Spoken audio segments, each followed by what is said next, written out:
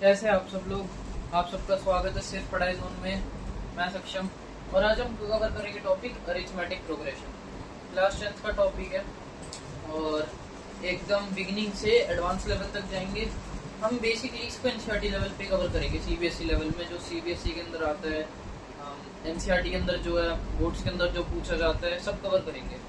तो हम इसको एकदम बेसिक से लेके चलेंगे। तो ये वीडियो उनके लिए है जिनको बेसिक्स क्लियर नहीं हुए या छोटी मोटी दिक्कत है, जो क्वेश्चन सॉल्व हो जाते हैं बट उनको स्टार्ट कैसे करना होता है वो समझ नहीं आता, तो उन सब चीज़ों के लिए एपी का चैप्टर हम शुरू करेंगे। वन शॉट नहीं है, चैप्टर वाइज लाएंगे, मतलब टॉपिक वाइज धीरे धीरे करके हम खत्म कर देंगे इसको, ठीक है। और जैसे आप जानते हैं मेरी पहली फेस वाली वीडियो एंड ये है, तो बहुत सारा प्यार दिखाना आप सभी लोग। एंड अगर आपको किसी और चैप्टर की जरूरत लगे, जैसे मैथ्स में, साइंस में, टेंथ में, तो feel free to comment and thank you. Subscribe करना चैनल स्टार्ट करते हैं। तो एपी होता है अरिथमेटिक प्रोग्रेशन। अब जैसे कि हम एक सीरीज के बारे में जानते हैं, अरिथमेटिक प्रोग्रेशन क्या है? एक सीरीज है, ठीक है। हम सीरीज किसको कहते हैं? जैसे मैं बोलूँ 1 2 3 4 5, इसमें क्या हो रहा है? हर एक कॉन्जिक्यूटिव नंबर के अंदर हम +1 कर रहे हैं, इसमें +1 हो रहा है, इसमें भी +1 हो रहा है, इसमें भी +1 हो रहा है, हाँ है ना। तो जैसे आप लोग जानते हैं, हम इसके अंदर +1 करते रहेंगे, सीरीज आगे चलती रहेगी। हम इसको ऐसे ऐसे करके इनफाइनाइट तक ले जा सकते हैं, कोई दिक्कत नहीं है। पर एक बात बताइए, मैं कुछ ऐसे लिखूँ तो 1 3 5 7, तो इसके अंदर क्या हो रहा है? हम इसके अंदर +2 से आगे चल रहे हैं, हम +2 कर रहे हैं, +2 कर रहे हैं। अच्छा, हम यहाँ से करते हैं, क्या हम इसको रिवर्स में कर सकते हैं? 97 ले लेते for example, 97 90 83 and so on. क्या इसके अंदर कोई सीरीज दिख रही है हमें? हाँ, तो हम इसके अंदर देख सकते हैं कि हमारे जो नेक्स्ट टर्म है ना, वो पहले वाले से -7 है, ये वाला इससे -7 है एंड सो ऑन। तो हमें कॉन्स्टेंटली ऑर्डर, मतलब एक स्पेसिफिक नंबर को ऐड या कॉमन मतलब कॉमन सब्ट्रैक्शन एडिशन नंबर लेके, कॉमन डिफरेंस लेके हम इस सीरीज को आगे प्रोसीड करते हैं। अब इसका एक फायदा है, हम इसके बारे में स्टडी इसलिए कर रहे हैं कि हमें आइडिया लग जाएगा कि हमारा कोई स्पेसिफिक टर्म इस सीरीज में लाए करेगा नहीं करेगा। हम थोड़ा आगे चल के देखेंगे कि हम इन सम के बारे में बात करेंगे कि सम ऑफ एन नंबर या इतने नंबर तक इसका क्या सम होगा, ऐड करेंगे तो वो सब पढ़ेंगे। तो अब इसके बारे में हमें थोड़ी बेसिक टर्मिनोलॉजी होनी चाहिए कि हमें क्या क्या पता होना चाहिए चैप्टर शुरू होने से पहले, तो वो देख लेते हैं।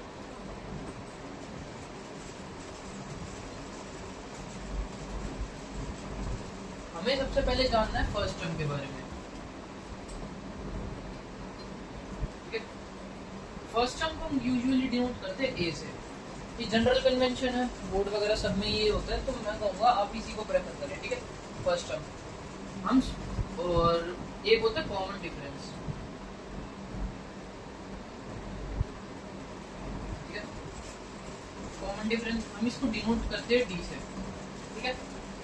ये हमें बताता है कि हमारी जो सीरीज है वो इस डिफरेंस के साथ हमारी आगे प्रोसीड कर रही है, ठीक है। इसके बाद करते हैं एन, ये वो नंबर है या एनएच नंबर है या एनएच पोजीशन है जिसको हमें जाना है, तो हम इसको बोल सकते हैं एनएच पोजीशन।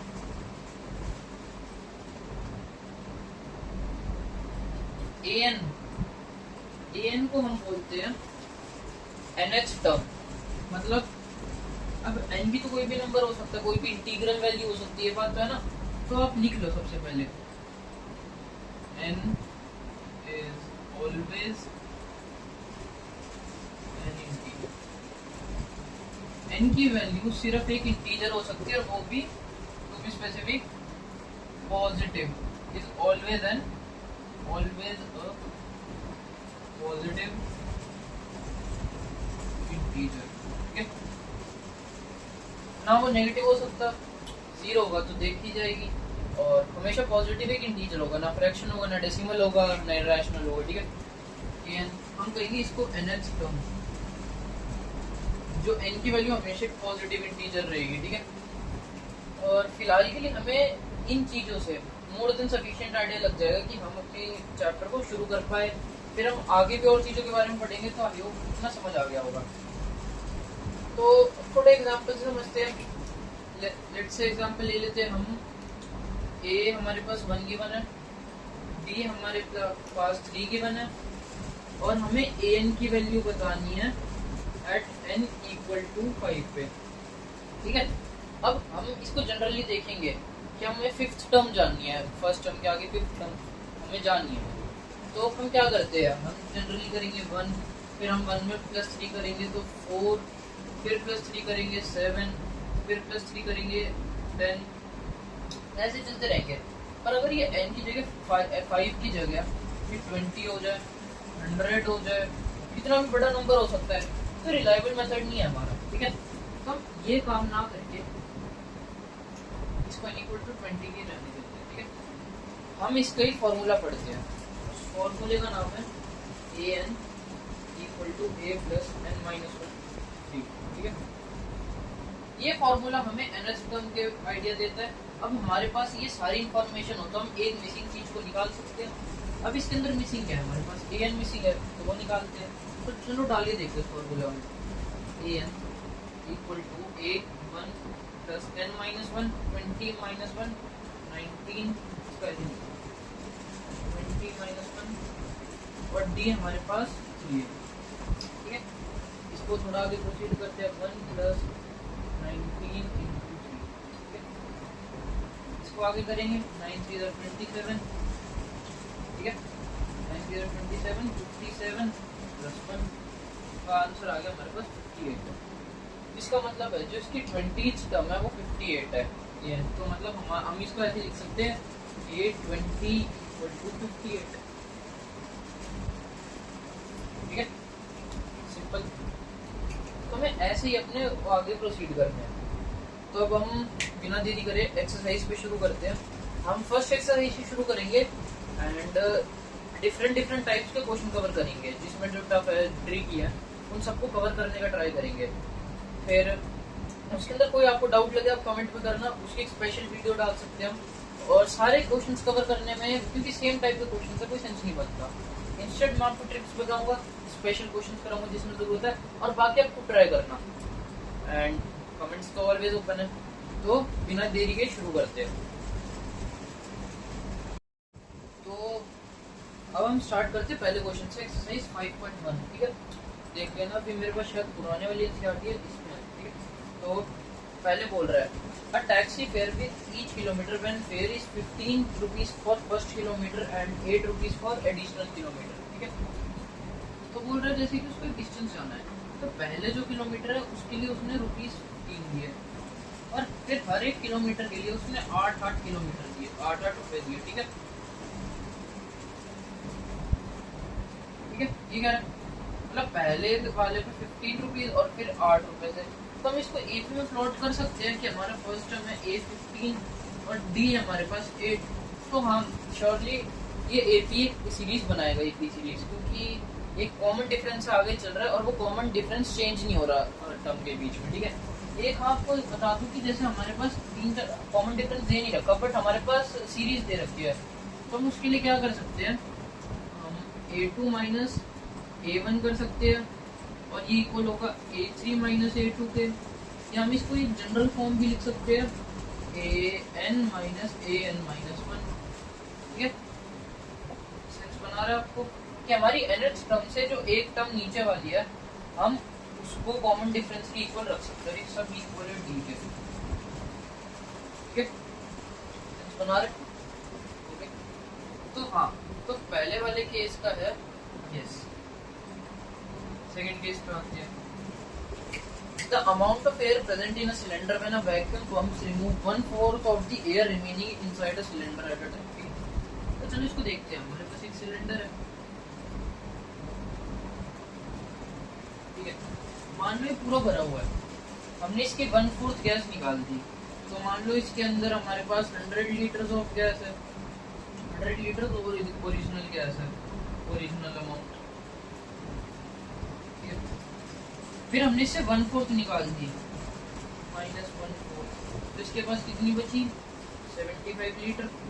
ठीक है, तो यहाँ पे हमारा d आ गया, ये हमारे d की वैल्यू है 1/4, ठीक है, और d हमारे यहाँ पे 25 हो गया। ध्यान देना 1/4 वो है, प्रोपोर्शन है, परसेंटेज है, पर हमारा d इक्वल टू 25 लीटर, ये हमारा यहाँ का कॉमन डिफरेंस है, ठीक है।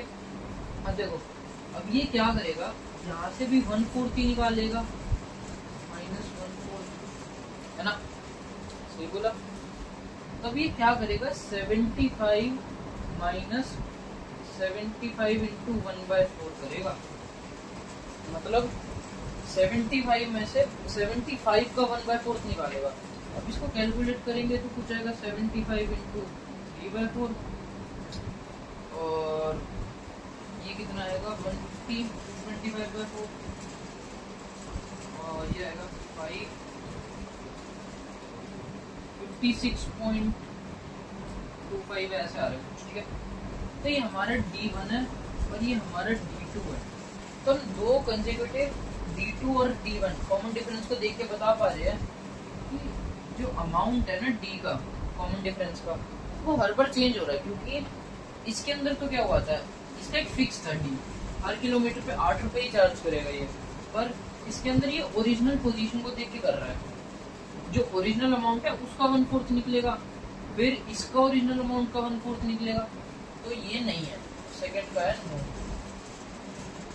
ठीक है। रीजन आपको समझ आ गया, क्योंकि ओरिजिनल अमाउंट से डिफर कर रहा है, और ओरिजिनल अमाउंट के बेसिस पे अगर कोई चीज डिफर करेगी तो फिर वो एपी फॉर्म ही नहीं कर पाएगा, क्योंकि इसका कॉमन डिफरेंस चेंज होता रहेगा, ठीक है। Third, the cost of digging a well after every meter of digging when it costs 150 for the first meter and rises 50 rupees for each subsequent meter, ठीक है। ऐसा मतलब एक वेल है, ठीक है। अब उसने कहा कि शुरू करने के मैं 150 रुपए लूंगा, 150 रुपया लेगा, ठीक है। तो उसने 150 मीटर को 150 रुपीज चार्ज करे पर मीटर, मतलब फर्स्ट मीटर के, ठीक है। उसने पहला मीटर 150 रुपये लिया, फिर उसने कहा कि मैक्सिमम काम तो हो चुका, मशीन आ ही चुकी, तो चलो जितने मीटर ये कहेगा मेरे को मैं उसके 50 रुपए ले लूंगा। उसने क्या कहा कि यहाँ के भी, इस सेकंड मीटर के भी 50 लेगा, थर्ड मीटर के भी 50 लेगा, तो इस हिसाब से 150 और फिर 50 ऐसे आगे बढ़ रहा है। तो कॉमन डिफरेंस तो हमें दिख रहा है ना, कॉमन डिफरेंस 50 है, तो D हमारा 50 हो गया, और ये D हर एक टर्म के बाद चेंज नहीं हो रहा, तो इसलिए कहेंगे कि हाँ ये भी एक एपी सीरीज फॉर्म करेगा। उसका खर्चा कैसे बैठेगा, देख लो, पहले का फर्स्ट टर्म हमारी 150 होगी, सेकंड टर्म में 50 रुपए एक्स्ट्रा लेगा इस पर, तो ये होगी 200, फिर 250, 300, और ऐसे हर मीटर के लिए चलता जाएगा। तो आई होप आप समझ गए होंगे कि ये एपी फॉर्म कर रहा है। हम इसके लिए भी लिख देंगे थर्ड वाले पार्ट में,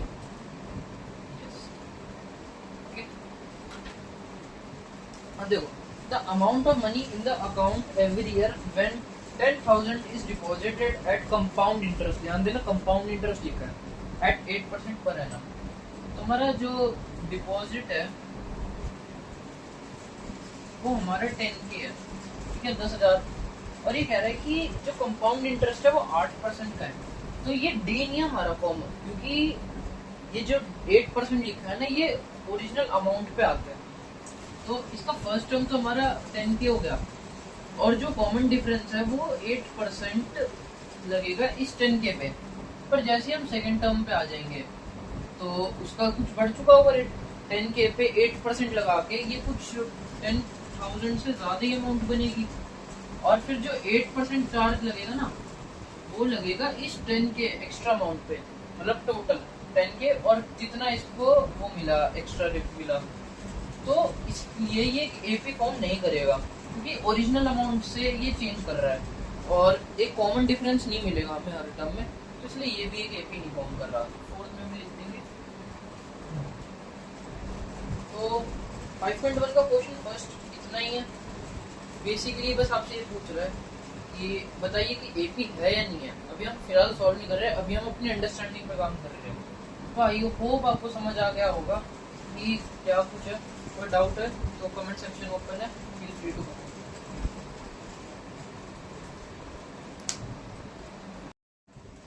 तो अब हम आते हैं क्वेश्चन नंबर 3 पे। ठीक है, क्वेश्चन नंबर 2 हम इसलिए स्किप कर रहे हैं क्योंकि उसके अंदर कुछ है नहीं। उसके अंदर क्या है, फर्स्ट टर्म दे रखा है आपको, कॉमन डिफरेंस दे रखा है, तो आप उस कॉमन डिफरेंस को एडजस्ट करके आप नेक्स्ट टर्म पे पहुंच रहे हो। तो ये आपके लिए होमवर्क है, ये आप भी क्वेश्चन करिए, पीछे आंसर दे रखे उनसे मैच करिए। नहीं समझ आ रहा तो कमेंट में आइए, कल आपको इसके अगर कमेंट इसके अंदर होए कि हमें समझ नहीं आया सर, तो इसकी वीडियो भी आ जाएगी।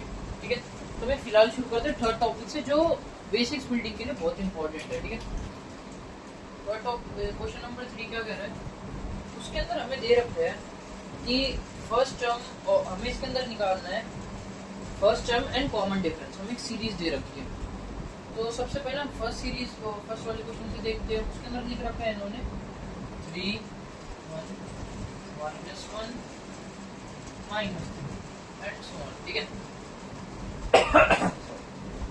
तो ये सीरीज है, हमें इसके अंदर हमें फर्स्ट टर्म और कॉमन डिफरेंस निकालना है।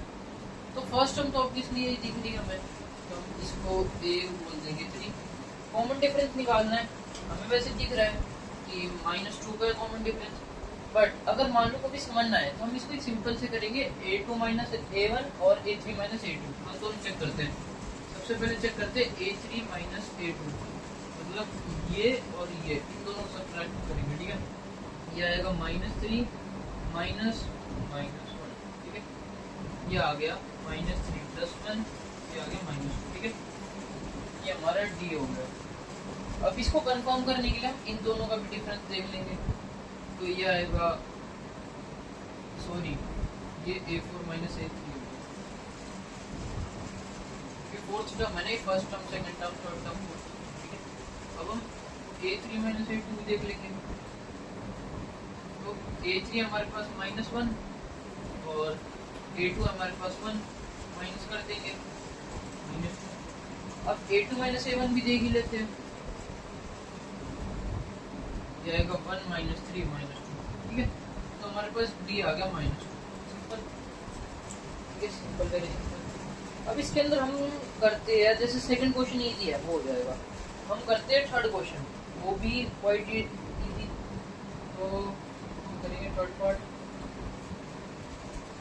1/3 5/3 9/3 13/3। ठीक है, तो फर्स्ट टर्म तो हमें पता है 1/3, d निकालने के लिए हम कर देंगे 5/3 - 1/3 4/3, d आ गई, तो d हमारा 4/3 हो गया।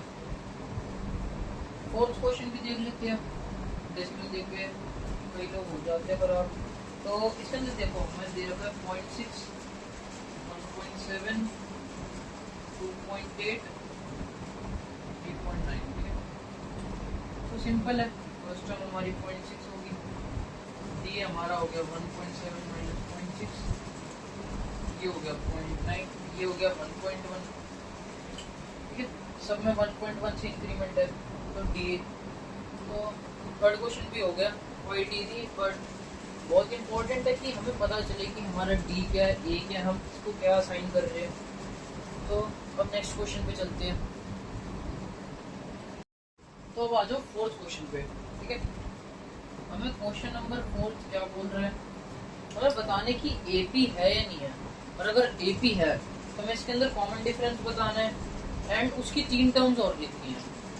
तो इसका बेसिक है, हमें देखना है कि इंक्रीमेंट में जो कॉमन डिफरेंस है वो हर टर्म के बाद सेम है या चेंज हो रहा है, हम उसके बेसिस पे जज करेंगे AP है या नहीं है। फॉर एग्जांपल फर्स्ट क्वेश्चन देख लो, 2 4 8 16। अब देखो हम क्या है सर, इसका फर्स्ट टर्म लिख लेंगे a1 हमारे पास 2 है। अब गैप देखो, 2 और 4 में कितना गैप है, 2 का। 4 और 8 में कितना गैप है, 4 का। 8 और 16 में कितना गैप है, 8 का। तो देखो इनके कॉमन डिफरेंस अलग अलग है, तो AP फॉर्म नहीं करेंगे। सेकंड देख लो, बोल रहा है हमारे पास क्या है, 2 है, 5/2 3 7 7/2। अब देखो इसके अंदर क्या है, फर्स्ट टर्म हम वही लिख लेंगे 2 है। अब माइनस करके देखते हैं, 5/2 -2 कितना होएगा, ये होएगा हमारे पास 1/2 हो जाएगा ये गैस। ठीक है, अब इनका और इसका देखते हैं, 3 - 5/2 है ना, तो ये भी हमारे पास 1/2 आ जाएगा। इसका और इसका और देख लेते कंफर्म करने के लिए, 7/2 - 3, ये भी 1/2 आ जाएगा। देखो हमारे पास d की वैल्यू सेम है सब में, तो ये AP फॉर्म कर रहा है, तो हम इसके 3 टर्म्स और लिखने हैं, तो 1/2 ऐड करके लिख दो, तो 7/2 + 1/2 8/2, मतलब हमारा फर्स्ट सेकंड थर्ड फोर्थ, हमारी फिफ्थ टर्म होगी हमारे पास 7/2 + 1/2 8/2 4, ये 6 हो जाएगा हमारे पास, 4 + 1/2, तो ये आई गेस 9/2 हो जाएगा। फिर A हमारे पास 7 आएगा, 9/2 + 1/2, तो ये हमारे पास आएगा 5। ठीक है, तो आई होप आपको समझ आया होगा कि सेकंड क्वेश्चन में क्या है। अब ऐसे बाकी के क्वेश्चंस करने हैं। अब इसके अंदर ना हम फिफ्थ क्वेश्चन देखा जाए। हमें बोल रखा है 3 है, 3 + √2 है, 3 + 2√2 है, 3 + 3√2 है। तो अब एक बार वीडियो पॉज करो और देखो क्या ये भी फॉर्म करेगा, कर रहे हैं तो उसकी नेक्स्ट टर्म्स बताओ, तब तक देखते हैं। आई होप आपने कर लिया होगा। ए अब देखो डी कैसे निकालेंगे, इसको इसमें से माइनस करो, तो 3 + √2 - 3, तो इसका √2 आएगा। अब इसको और इसका देखो, 3 + 2√2 - 3 + √2, 3 से 3 कट जाएगा, 2√2 - √2, ये भी √2। इसको और इसका देखो, 3 + 3√2 + 3 + 2√2, इसका भी √2 है। तो हाँ ये भी फॉर्म कर रहा है। फर्स्ट टर्म हमारे पास 3 है, अब आगे की 3 टर्म्स और लिखनी है, तो आएगी 3 + 4√2, 3 + 5√2, 3 + 6√2। Got it.